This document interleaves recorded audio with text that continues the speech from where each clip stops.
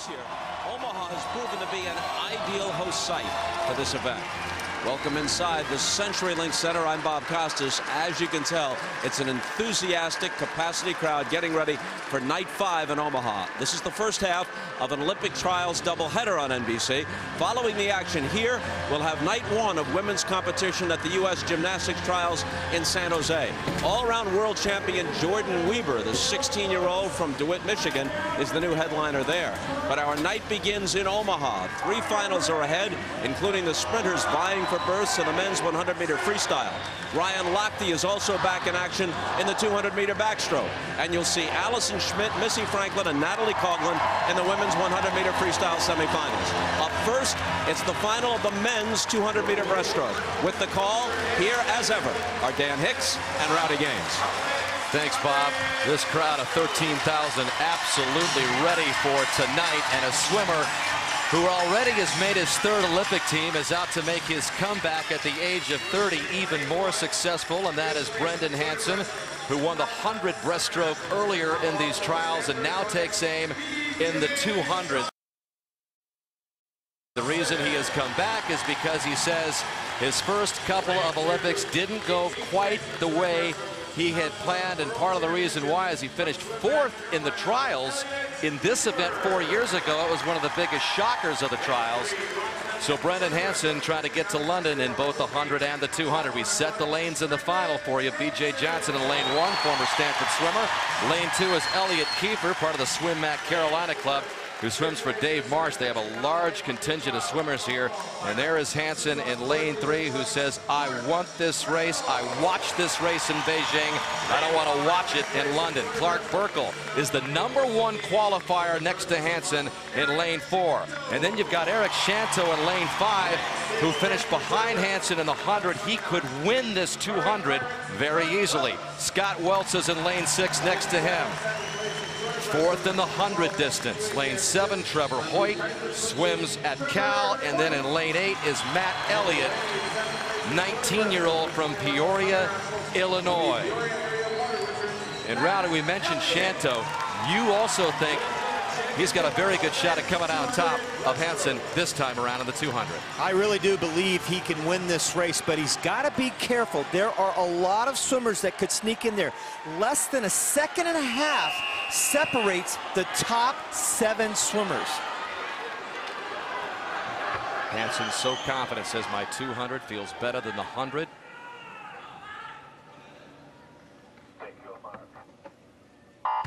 Look for the top 2 to touch the wall and represent the U.S. in London. Hansen up there in lane 3. 2 lanes below him is Shanto, and again in the middle is Burkle. Boy, Burkle got off to a fast start. He was 1/10 second faster off the blocks than Eric Shanto, which is right, who's right underneath Burkle. Burkle with that white cap, and Hansen taking it out strong in the very beginning. Hansen 3rd from the top in lane 3. They go 4 lengths to the pole in this 200 distance. Hansen with a lead, followed by Burkle 2nd, and Shanto was 3rd. Scott Weltz was 4th. Eddie Reese said he doesn't have to put it all in that first 50. He's talking about Brendan Hansen, his swimmer, and I don't think he did. He looked very long that first 50, and that's the key here in the breaststroke. Don't sacrifice speed for that distance per stroke you need going into this first 100 turn. There's Burkle sneaking up on Hansen. Burkle's in lane 4, just below Hansen. And then you've got Shanto in lane 5. They are the top 3 as they hit the halfway mark. It is Burkle now over Hansen, and then Shanto running 3rd still. Well, I was talking to head coach Dave Salo, the coach who coaches Eric Shanto, and he says he's feeling really confident now. Got that monkey off his back in making that 100 breaststroke. You see him right there in front. I really expect him to start making this move right about now, heading into this 150. It's Hansen, Burkle, and Shanto lined up across the middle of the pool. Hansen in lane 3 does not have the lead anymore, and it looks like Shanto's going to have the lead as they hit the final 50. Shanto in the lead, followed by Weltz. Burkle was 3rd, and Hansen had faded to 4th. Watch Weltz, Dan. Watch Weltz. He's right there. He was out really slow, but he didn't let the field get away from him. 3, 4 swimmers bunched up as they head for the final 20 meters. I think Weltz has a little advantage. Scott Weltz Weltz in lane 6 has moved ahead of the pack. Up above him is Shanto running second. Hansen up there in lane 3 trying to stretch. It's going to be Weltz and Burkle.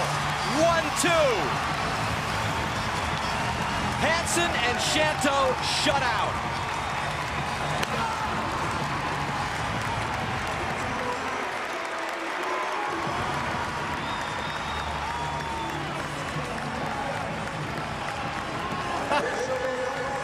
How about that? The two guys we thought had the best chance, Hansen and Shanto, and as you said, Dan, shut out. Boy, you just had a feeling Weltz was starting to come on at the 150, and the key there was he didn't let him get out of his sight. Look at him right in front of you. Burkle with that white cap going neck to neck with Hansen and Shanto, and I thought Shanto might get him at the end, but he didn't. 8/100ths of a second. Here again, watch this finish. Look at Shanto. He looked like he clearly had it with about stroke left, but he was a little, look at the lunge that Burkle made. Did you see that lunge that he made to get second, Dan? Unbelievable. That's probably the best lunge I've ever seen at the end. It didn't work out 4 years ago for Hansen, and it doesn't work out again here in 2012. Scott Weltz is now the 3rd fastest American in history. Clark Burkle's behind him. Shanto and Hansen will not swim this event in London. So we got 2 more first-time Olympians. Weltz and Burkle. So you're an Olympian. Clark Burkle, your sister, you follow in her tradition now. What's it feel like to be an Olympian? I mean, right now, I'm just in shock. I mean, I'm just so happy to do it with Scott. I looked up at the board and I thought I was 4th. I couldn't really see. I was disoriented, and now I'm just so proud to be a part of what my sister did and a part of what, you know, everyone's doing here. Congratulations, guys. Great, great race. Dan? Burkle's sister Caroline made the Olympic team in the 4x200 free relay in 2008, and Scott Weltz is an assistant coach for the women's team at UC. I did new Olympian. Scott, you were 37th in trials 4 years ago. How did you pull this off? You know, I owe it all, I think, to my coach. Ever since day one, I told him I wanted to come back and start swimming after I took a little break. And he said, all right, you know, if you're in it, I'm into it 100%, and I think you can make the team. And he never stopped believing, and he told me every day I could do it. And you know, I started to believe him, and then I believed him coming into the meet, so. So you're an Olympian. Clark Burkle, your sister, you follow in her tradition now. What's it feel like to be an Olympian? I mean, right now, I'm just in shock. I mean, I'm just so happy to do it with Scott. I looked up at the board and I thought I was 4th. I couldn't really see. I was disoriented, and now I'm just so proud to be a part of what my sister did and a part of what, you know, everyone's doing here. Congratulations, guys. Great, great race. Dan?